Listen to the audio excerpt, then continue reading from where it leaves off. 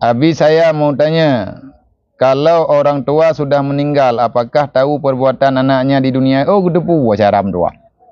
Orang yang kau meninggalnya terang mata ke kena dunia.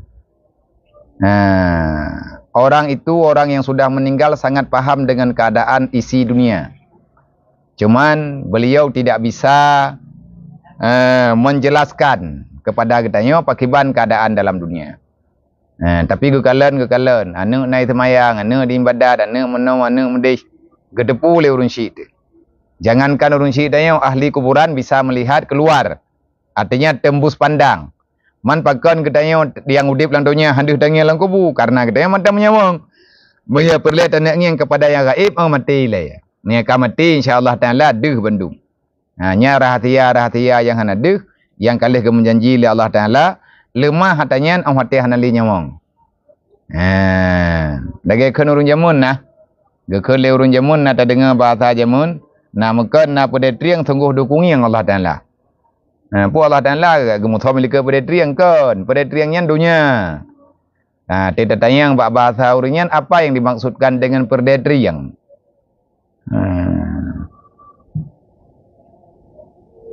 Bahasa Indonesia pedetriangnya pu. Peredu bambu.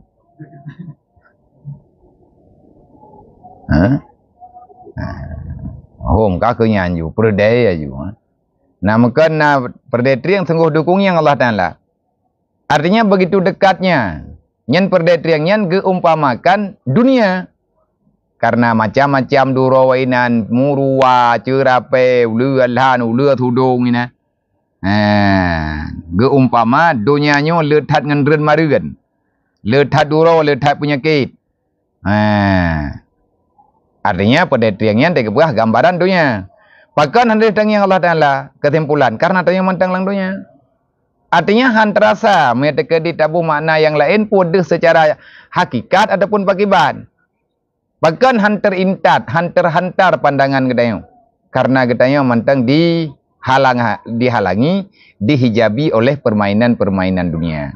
Le orang yang soleh-soleh, orang yang sufi-sufi, yang hanali hati dengan dunia. Nyai gaknya deh yang janji Allah Ta'ala yang sebenarnya. Sehingga han sibuk geli dengan urusan duniawi.